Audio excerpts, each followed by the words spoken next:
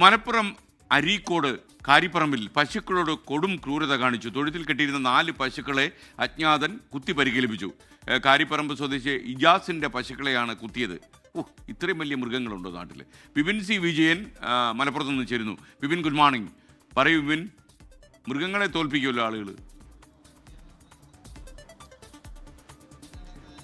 അതെ, good morning SKN. ഇത് ഇജാസിന്റെ വീടും ഈ തൊഴുത്തും തമ്മിൽ അല്പം അകലമുണ്ട്. ഇന്നലെ വൈകിട്ട് പശുക്കൾക്ക് വെള്ളം കൊടുത്തതിന് ശേഷം വീട്ടിലേക്ക് മടങ്ങിയതായിരുന്നു ഇജാസ്. അതിനുശേഷം ഇന്നലെ രാത്രി ഒരു 9 മണിയോടുകൂടി വന്ന് നോക്കിയപ്പോഴാണ് ഈ 4 പശുക്കൾക്കും കുത്തിയേറ്റ നിലയിൽ കണ്ടെത്തിയത്. അതിൽ ഒരു പശു ചത്ത നിലയിലായിരുന്നു. ഒന്ന് തന്നെ ഒരു പാതി ജീവനായിട്ടായിരുന്നു മറ്റൊന്ന് നിന്നിരുന്നത്. മറ്റ് 2 പശുക്കൾക്ക് കൂടി കുത്തി പരിക്കേൽപ്പിച്ചിട്ടുണ്ട്.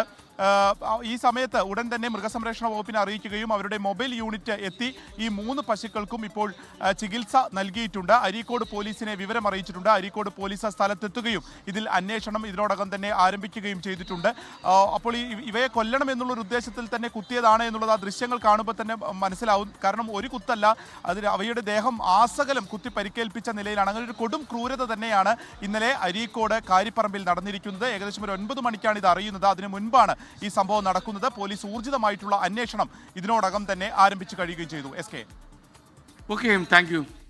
ലോകത്തെവിടെയായാലും ഏത് സമയത്തും 24 വാർത്തകളും ഓഗ്മെന്റഡ് റിയാലിറ്റി പാക്കേജുകളും എക്സ്പ്ലെയിനറുകളും വിശദമായി കാണാൻ ഞങ്ങളുടെ യൂട്യൂബ് ചാനൽ നിങ്ങൾക്ക് സബ്സ്ക്രൈബ് ചെയ്യാം.